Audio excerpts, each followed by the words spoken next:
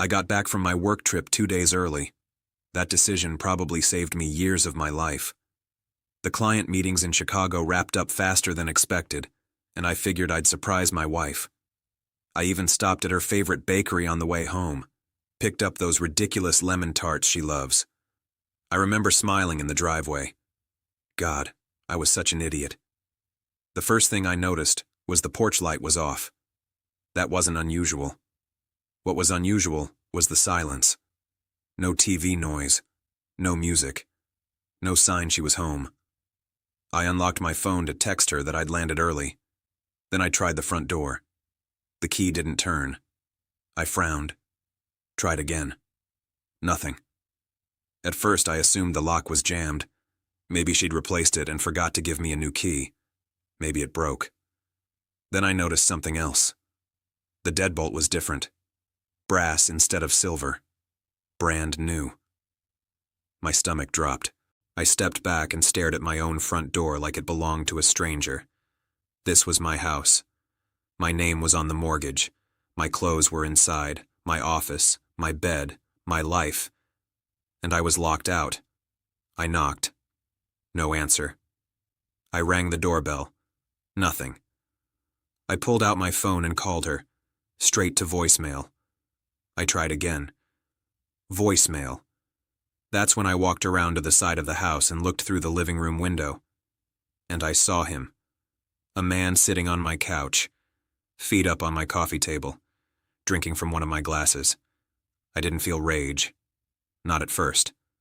I felt hollow. A few seconds later, my wife walked into the room, wearing one of my shirts, laughing, comfortable, like this was normal, like I didn't exist. I knocked on the window, hard. She froze. The color drained from her face. The guy turned, confused. I walked back to the front door and knocked again. Slower this time. Deliberate. She opened it after a full minute. Just enough to step outside and close it behind her. "You're supposed to be in Chicago," she said immediately. Not, "Hi," not, "You're home early." That was her first sentence. "I live here," I replied calmly. She crossed her arms. Defensive already. "You can't just show up without telling me." I stared at her. "It's my house." She hesitated. Then she said the sentence that told me everything. "I needed space. By changing the locks?" She looked away. "It's not what you think." Classic. "Is that why there's a man in my living room?" She didn't answer, which was answer enough. "Who is he?" I asked. "A friend." Of course he was. I stepped closer to the door. "I'm going inside." She blocked me. "No, you're not." That's when something inside me shifted. Not anger, not sadness. Clarity. "You changed the locks without telling me," I said slowly.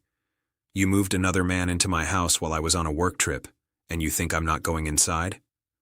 "He's not moved in," she snapped. "You're being dramatic." Dramatic. I let out a short laugh. "Call him out here," I said. She shook her head. "No."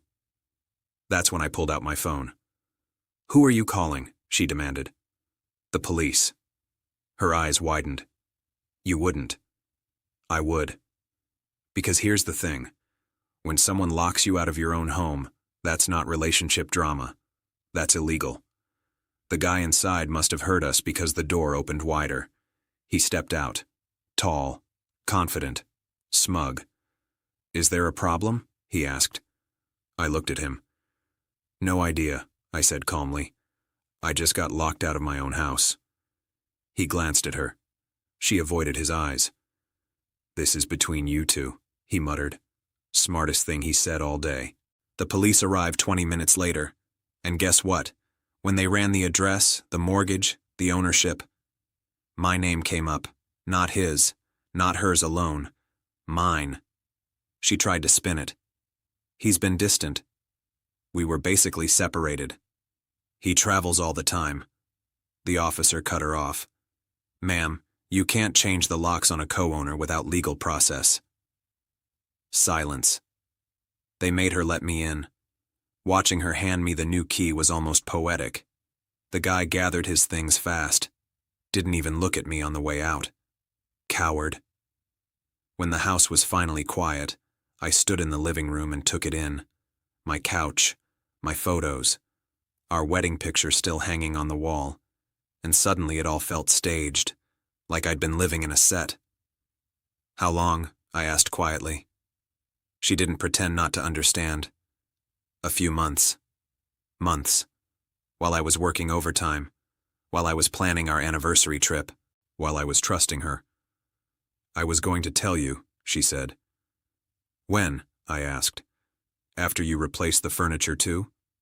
She didn't respond, because there was nothing to say. That night, I slept in the guest room. Not because I had to, but because I refused to share space with betrayal. The next morning, I called a lawyer.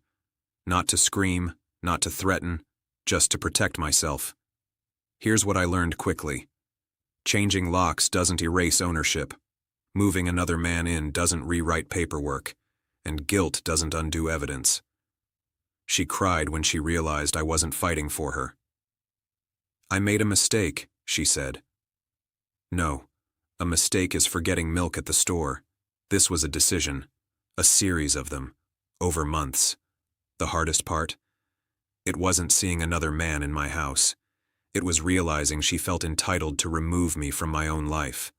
Like I was temporary, like I was optional. A week later she moved out, not because I forced her, but because she knew. The locks she changed? I replaced them again. Silver this time. Same color as before, but different meaning.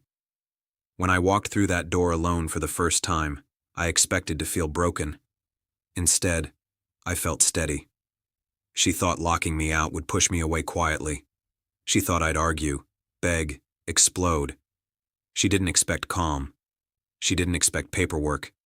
She didn't expect consequences. But here's the thing about betrayal. It's loud at first, then it becomes quiet. And in that quiet, you decide who you are. I wasn't the man begging to be let back in. I was the owner. Of the house. Of my dignity. Of my next chapter. She changed the locks. But she forgot something important. You can't lock someone out of a life they legally and emotionally built. You can only expose yourself trying. And when the door finally closed behind her for good, it was the first time the house actually felt like mine.